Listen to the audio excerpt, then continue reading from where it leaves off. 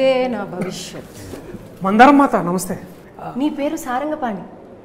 నువ్వు చాలా ఫన్నీ. నీకు ఇష్టం అమ్మాయిలు వేస్తే లంగా ఓణి. ఇప్పుడు నీకుందో సమస్య. ఇది రైమింగా? కాదు. నీకు రైమింగ్ ఇంపార్టెంటా టైమింగ్ ఇంపార్టెంట్? డెఫినెట్లీ టైమింగ్ మాత. అయితే టైం అవుతుంది, కూర్చుందాం. అందరికీ నమస్కారం అండి. బాగున్నారా అందరూ? మందారం మాతకి జై హో. నీకు నేను తెలుసు కాబట్టి ఈ ఇంటర్వ్యూ సాఫ్గా సాగుతుందని అనుకుంటున్నానండి. టీజర్ చూశానండి. అందులో చాలా అద్భుతమైన ఎలిమెంట్స్ ఉన్నాయి. అవన్నీ ఆడియన్స్ కూడా చూశారు. కానీ ఆడియన్స్ చూడనిది ఏంటి అంటే, మీరు సినిమా చేసేటప్పుడు ఏమేం జరిగాయో సీక్రెట్లు, గాసిప్లు, అప్డేట్స్ ఇవన్నీ నాకు తెలుసు. ఎందుకంటే నా దివ్య దృష్టితో నేను చూడడం జరిగింది కాబట్టి. సో ఇవన్నీ మీకు జనాలకి తెలియజేయడానికి మంచి మంచి థంబ్ నెయిల్స్ కోసం నేను ఈరోజు రావడం జరిగింది. అయితే ఇప్పుడు ఇవన్నీ నేను చెప్పాలంటే మీరు నాతో క్వశ్చన్స్కి ఆన్సర్ చేయాలి. నేను చెప్పిన ఆటలకి సై అంటే సై అని ఆడాలి. ఓకేనా? అయితే ఇప్పుడు మొదటిగా మిమ్మల్ని కొన్ని టీజర్కి సంబంధించిన క్వశ్చన్స్ అడగాలనుకుంటున్నాను. మీ అందరి సమ్మతమేనా? సమ్మతమే. ఓకే. జాతకాలకి నమ్మకాలకి చాలా పెద్ద పీట వేశారు మీరు సినిమాలో. కుర్చీ వేసామండి. కుర్చీని మడత కూడా పెట్టారు సినిమాలో. అది ఎందుకు? సారంగపాణి జాతకాలు బాగా నమ్ముతాడు. సో వీడి జాతకాల పిచ్చిలోనే అన్ని లైన్స్ ప్రకారమే జరుగుతాయని క్లియర్గా నమ్ముతాడు అనమాట. సో వాడి లైఫ్ అంతా ఇక్కడ ఉండే న్యాచురల్ క్యూఆర్ కోడ్లోనే ఉండిపోతుందని వాడి ప్రగాఢ నమ్మకం. కానీ మీరు సరిగ్గా స్కాన్ చేయలేకపోయారు మీ క్యూఆర్. అందుకనే బేసికలీ ఇది స్కాన్ చేయడానికే వీళ్ళిద్దరు హెల్ప్ తీసుకున్నాను నేను బేసికలీ. సో మీరు స్కామ్ చేశారు, వాళ్ళని స్కాన్ చేయలేదు. స్కామ్ చేయబోయాను కానీ వీళ్ళు నన్ను ఆపారు చేయకుండా. సో ఇంతకు మించి మీరు రివీల్ చేస్తే జగన్నాటక సూత్రధారి ఒప్పుకోరు. నేను జగన్నాటక సూత్రధారి కాదండి, నాటక సూత్రధారి మాత్రమే. మన జీవితం మొత్తం మన చేతిలోనే ఉంది అని అన్నారు ట్రైలర్లో. మన చేతి రేఖల్లో ఉందని. మీకు చాలా అవగాహన, చిన్న వయసులో చాలా అవగాహన వచ్చిందని నేను అర్థం చేసుకున్నాను.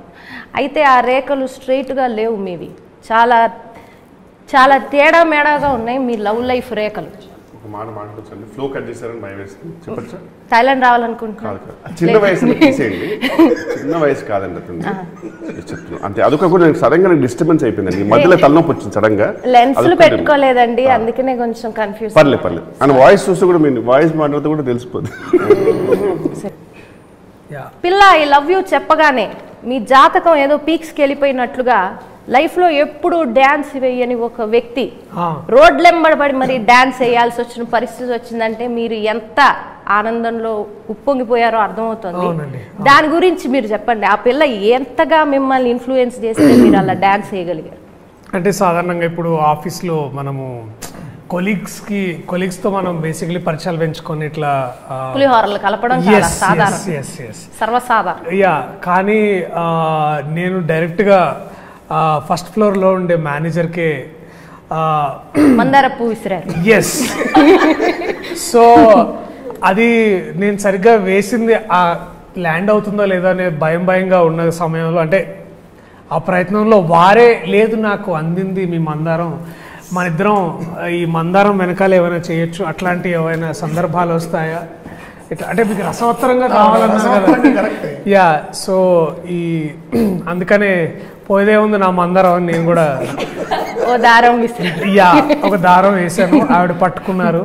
అలాగా పట్టుకొని నన్ను పై ఆధారం. ఎస్. సో అలాగా ఇంకా ఏ దారం లేని ఒక పతంగం ఎగిరినట్టు నేను బాగా రోడ్ల మీద, మైదానాల్లో, చెట్ల వెనకాల, తర్వాత గార్డెన్స్లో, ఇంట్లో గుళ్ళు గోపురాల్లో చాలా చోట్ల ఎగిరాను, ఎగరాల్సి వచ్చింది. అలాంటి సూత్రధారి మమ్మల్ని ఆడించాడు. చంద్రశేఖర్ గారు అలియాస్ చందు గారు సినిమాలో బీ కార్పొరేట్ నాట్ డెస్పరేట్ అన్నారు. దాని వెనకాల ఉన్న మీ ఉద్దేశం ఏమిటి? అంటే అక్కడ కంపెనీలో కూడా పులిహోర కలపడం ఎందుకురా, మీలాంటి లెవెల్లో ఫ్రైడ్ రైస్ కలపాలని నేను అతన్ని ప్రోత్సహిస్తున్నాను. అంటే ఆయనను చూసి మీరు జలస్ అయ్యారా? లేదండి సార్, ప్యూర్లీ ఒక బేసిక్గా అండి ఒక ఫుల్ లెంత్ ఫ్రెండ్ క్యారెక్టర్ ఎలా ఉంటాడంటే, వాడి పాపం ఒక ఠికానా అంటూ ఉండదు, వాడికి పేరెంట్స్ ఉంటారు, వాడికి లవ్ స్టోరీ ఉండదు. వాడి సినిమా జీవితం అంతా హీరోయిన్ ఎప్పుడు కలుసుకుంటారా, వాళ్ళకి ఎప్పుడు పెళ్లి చేద్దామనే ఎదవ తప్పన తప్పితే ఆడకు లైఫ్లో గోలు కానీ ఆడకు జీవితం కానీ ఏమాత్రం ఉండదండి. సో సో ఈ సినిమాలో కూడా నేను వీడిని ఈ సారంగ పాల్గొని ఎప్పుడెప్పుడు మైత్రిని కలుసుకుంటాడా, ఎప్పుడెప్పుడు వాళ్ళది బాగుంటారా అనే కోరిక తప్పితే ఆ దారిలో వాడు ఏ పాతకాలు చేసుకోకుండా ఉట్టి జాతకాలు నమ్ముతూ మధ్యలో కిరాతకాలు చేయకుండా ఆ సార్ గారి లిఖిత వాచకాన్ని యాజ్ ఇట్ ఈస్గా పాటిస్తూ ఉండాలని కోరుకున్న ఒక బ్యూటిఫుల్ సోల్ ఉన్న ఫుల్ అండ్ ఫ్రెండ్ అండి. నేను ప్రతి సినిమాలో కనుక నేను అబ్జర్వ్ చేస్తే మీరు either ప్రేమలో పడ్డా పెళ్లి చేసుకున్నా గానీ ప్రేమలో పడ్డా అనేది డౌట్ ఏంటి? సినిమాలోనే సినిమాలో ప్రేమలో పడితే మీరు పెళ్లి చేసుకుని 3 మూళ్ళు ఎప్పుడు వేయడం నేను నా కళ్ళారా చూడలేదు. వీళ్ళు ఉన్నారుగా, ఇలాంటి హీరోలు ఉన్నంత వరకు మనకు పెళ్ళిళ్ళు జరగవండి. వీళ్ళు ఎప్పుడు అప్పటిదాకా ఇంటర్వ్యూల వరకు సినిమాలో ఎవరైతే ఈయన జాతకం చెప్తారో ఆయన కూడా చెప్తారు, అంటే మనం చూడంగానే చెప్పబడుతుంది. సో ఎంతో కొంత ఆయన జాతకం, ఆయన జీవితం కూడా ఆయన జాతకం ప్రకారం జరిగేలా కనబడుతుంది మనకి. కాబట్టి తన అన్నట్టు బ్యూటిఫుల్ సోల్ ఉన్న పాత్ర. మీది చాలా మంచి మనసు అండి.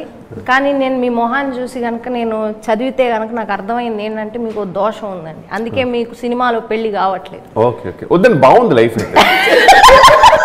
ఆఫీసర్లో ఏం లేదు, సినిమాలో పెళ్లి జరగకపోవడం వల్ల నాకు పెద్ద కొంప మురిగేది ఏం లేదు. బాగుంది, ప్రతి సినిమాలో కొత్త కొత్త అప్రాయితో లైన్ వేసుకోవచ్చు, బాగుందండి. దీన్ని దోషం అలానే ఉంచండి. ఈ దోషాలు కొన్ని చాలా అవమానిస్తున్నారండి.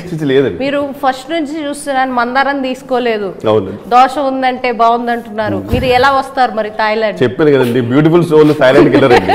బ్యూటిఫుల్ సోల్కి ఏ ల్యాండ్ ఉన్నాడో అక్కడే థాయి చూసుకుంటూ మ్యారేజ్ చేసుకుంటారు.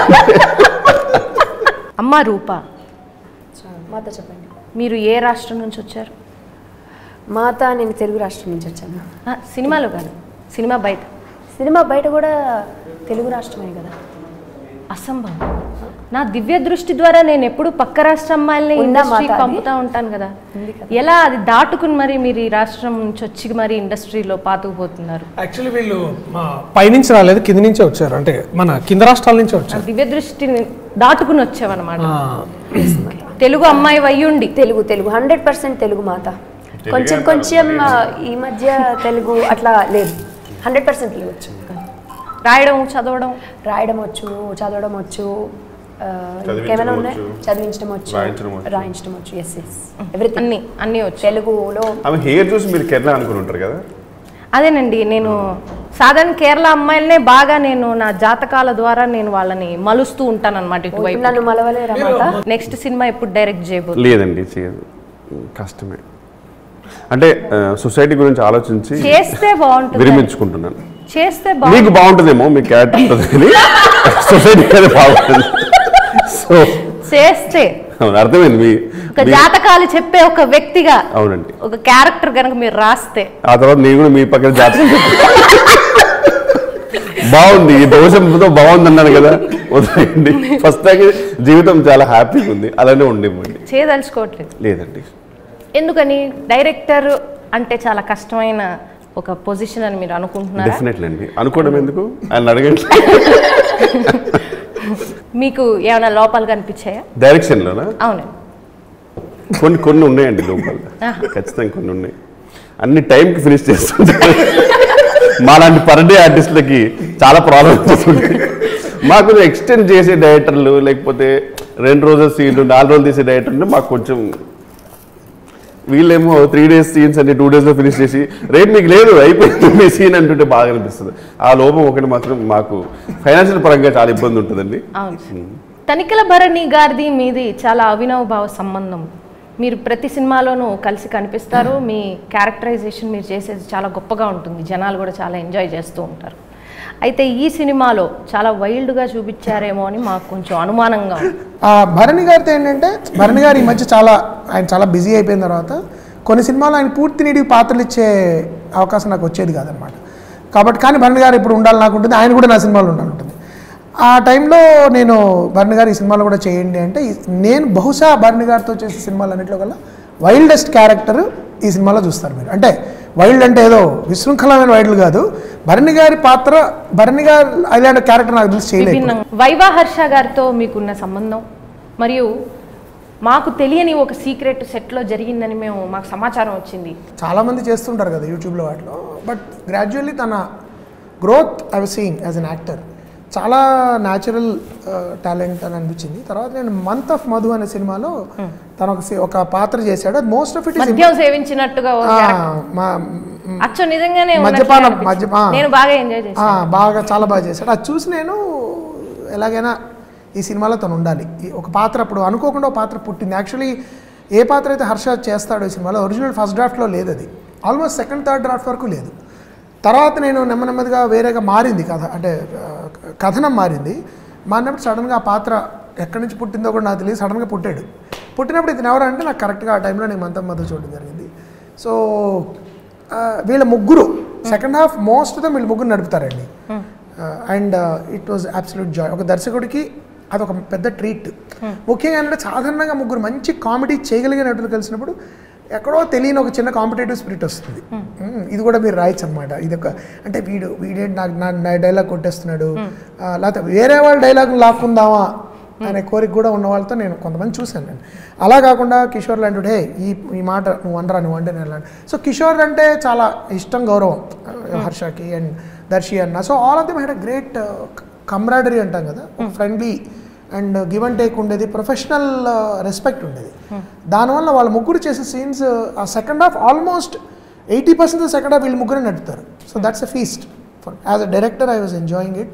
మనకి పని చాలా తగ్గుతుంది. ఉద్దండ పిండాలతో మీరు యాక్టింగ్ చేసేటప్పుడు, చాలా గొప్ప గొప్ప వ్యక్తులతో చేసేటప్పుడు స్టాండ్ అవుట్ అవ్వడానికి మీరు ఎలాంటి చర్యలు తీసుకుంటారు లేదా తీసుకోరా?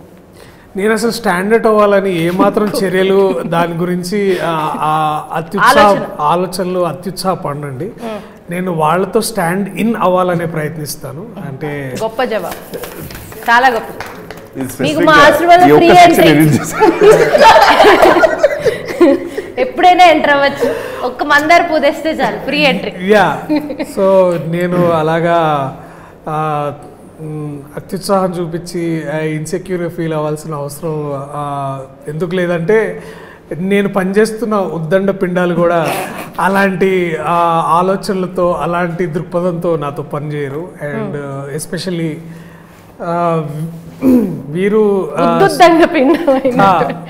సృష్టించిన ఈ సారంగపాణి ప్రపంచంలో ఐ థింక్ అలాంటి వాళ్ళకి అవసరం, అంటే అలాంటి వాళ్ళకి చోటు జనరల్లీ దొరకదు. సో యా, నాకు నేను స్పెసిఫిక్గా దాన్ని ఏం పెద్ద దాని గురించి పెద్ద కష్టపడాల్సిన అవసరం ఏం లేదు. ఎవరు ఫోటోజెనిక్ యాక్టర్స్ ఉంటారు, ఫోటోజెనిక్ అంటే మనకు అలా. నా ప్రకారం దర్శి ఈజ్ లైక్ ఎడిటోజెనిక్ హీరో. ఈయన ఎట్లుంటుంది అంటే స్టాండ్ అవుట్ అవ్వడు. ఎందుకంటే ఆ సెట్లో ఈవెన్ మానిటర్లో చూసినా సరే మీకు దర్శి పెద్దగా ఏం చేయలేదు అన్న ఫీలింగ్ ఉంటుంది. ఎడిటింగ్కి వెళ్ళిపోయిన తర్వాత మీకు యాక్చువల్ జెన్యూన్గా తెలుస్తుంది వాట్ హీ డిడ్ అని. సో అలాంటి actor. Like the first day we were shooting, అంటే ఈ సినిమాలో మీరు చూస్తారు కదా కుమారి ఆంటీలా ఉన్న టీజర్లో కుమారి ఆంటీలాగా ఉండేవాడు జాలీ జోసెఫ్లా తయారయ్యాడు. అది బేసికలీ అన్న ఎడిషన్. అదంటే that is actually classic example of Kishore's edition. So నేనేమన్నా అంటే ఇప్పుడు అలాంటి స్పేస్ క్రియేట్ చేస్తారు కాబట్టి ఆ స్పేస్ని వారు బాగా వాడుకుంటారు. ఎస్. సో అలాగా నేను దానికి తగ్గట్టుగా మలుచుకోవడం కానీ లేకపోతే దట్ కొలాబరేటివ్ వర్క్ చాలా స్పీడ్ బెటర్ ఉంటుంది. అంటే బెటర్ అంటే ఏంటంటే ఇప్పుడు you work with somebody like Kishore అన్న, you can only be better. And మీరు ఫెయిల్ అయ్యే ఛాన్సెస్ చాలా తక్కువ ఉంటాయి. సో అట్లనే the same goes with many other actors. అంటే ఈవెన్ కల్పలత గారు అలాగా వడ్లమణి శ్రీనివాస్ గారు వారి పేరెంట్స్ చేస్తారు దీంట్లో. So all of that. So ఇదంతా ఏంటంటే ఇదంతా జరగడానికి కారణం ఏంటంటే సార్ ఇట్లా కీ వదిలేస్తారు అనమాట, ఇట్లా రెడీ.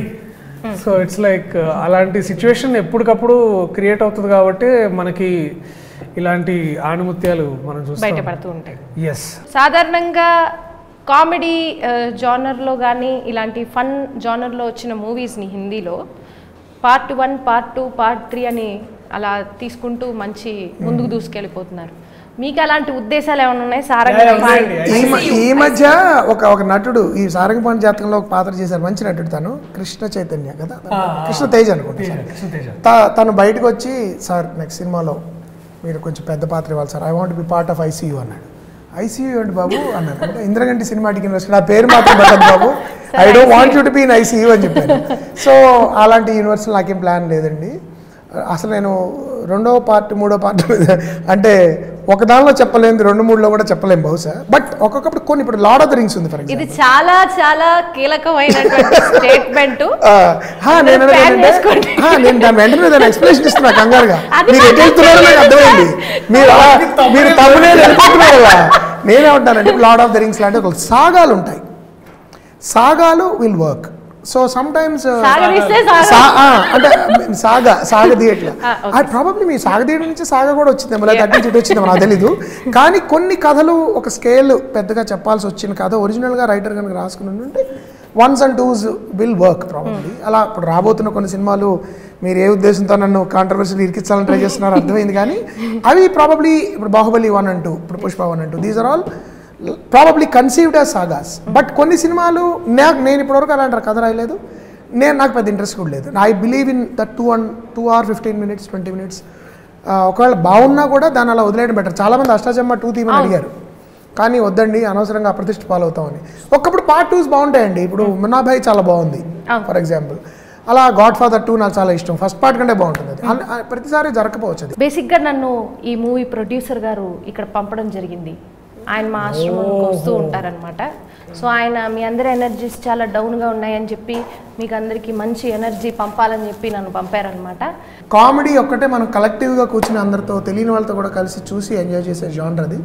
అండ్ నాకు అది ముఖ్యంగా నేను అలా పెద్ద పెద్ద మంచి మంచి కామెడీలు అలా ఎంజాయ్ చేసిన సందర్భాలు చాలా ఉన్నాయి. కాబట్టి నేను ఎప్పుడు చెప్తాను, సకుటుంబ సపరివార సమేతంగా పరపరివార సమేతంగా కూడా వెళ్ళండి, పక్కన వాళ్ళు కూడా తీసుకెళ్ళండి.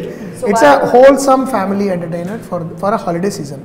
హాఫ్ ఇయర్లీ ఎగ్జామ్స్ ఒకవేళ ఆ టైంకి మీకు అయితే this film will complete your pass అయ్యే లోపల చూసేయండి, తర్వాత ఎలాగో నవ్వే అవకాశం. మీరు బయటికి వెళ్ళి షాపింగ్కి వెళ్తే అటు నుంచి సినిమాకి వెళ్ళండి, భోజనానికి వెళ్తే తర్వాత వెళ్ళండి.